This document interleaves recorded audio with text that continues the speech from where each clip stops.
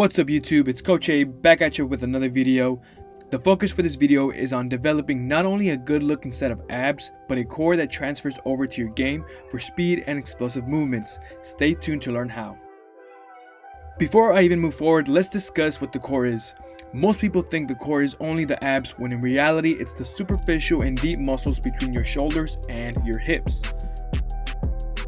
Alright guys, first exercise is a plank with ball switches. Essentially you're going to be in a plank position, moving that ball around. Notice that as I move it, I am keeping my hips nice and stable as I alternate from hand to hand. Your goal is to squeeze the ab and not allow your lower back or hips to sink in.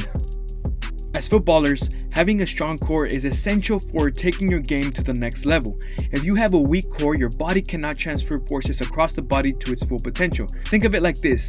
You cannot shoot a cannon from a canoe. If you translate that to a player who lifts heavy with little to no core exercises, they'd be at a higher risk of injury because they are asking their body to explode and turn at high speeds with an imbalanced and non-supportive trunk. A better example for soccer players is the necessity of a strong torso for providing stability and prevent energy leaks to shoot a powerful shot to goal. In contrast, a weak midsection will lead to a slow and weak shot. Next, we have the stability chop in a high split position. So the goal is to be nice and stable with our legs and not allowing that cable to pull us towards the direction of the wall as we pull it and we push it away from our body. If an athlete has a weak core, what do you think has to pick up the slack? Think about the importance of it on an everyday basis. The core provides good posture along with the back. So if there is no strength in the core, the body will automatically compensate and figure out a way to keep you upright, calling on the lower back, adding unnecessary stress leading to pain. Essentially, the core's job is to provide stability to enhance motion in the limbs, hence the cannon and the canoe example that I gave earlier. And if you notice, this is the exact same exercise, the stability chop, but I am just in a lower split position, which is going to increase the difficulty from a high split position since now my legs have to be even more stable on that low position.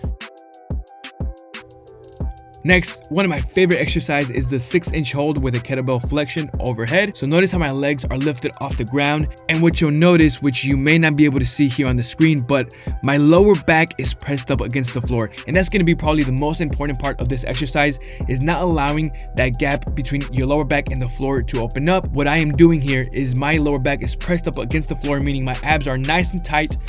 My feet are in the air as I let that kettlebell over my head. To add to the shooting example, after a free kick, muscles in the abs like the obliques must quickly decelerate the body to prevent your torso from over-rotating and shifting you off balance. Know that the midsection moves in many directions. It flexes, extends, lateral flexes, and rotates, which is why, if you haven't noticed already, these exercises target the core in different ways, which will help in stability and preventing unnecessary movements on the pitch. Here we have a stability lift with a low split position. So just like the stability chop, but this time we are lifting it up and still punching.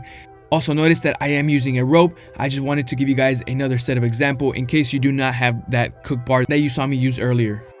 If this is your first time doing this exercise, it may be a little tricky at first, since not only do you have to keep your whole body stable, but keep in mind that you are resisting that rotation of the body, so you may need to mess with the weight to get a good resistance on that.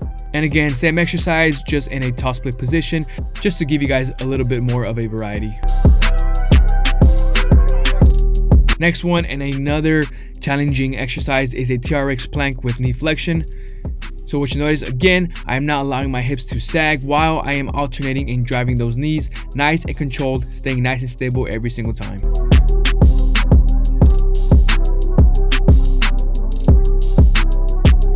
Here I have a pull-off press with flexion. So again, another anti-rotation exercise, which meaning that cable is trying to pull me. My job is to not allow my body to rotate as I press forward and I flex overhead, always staying nice and stable.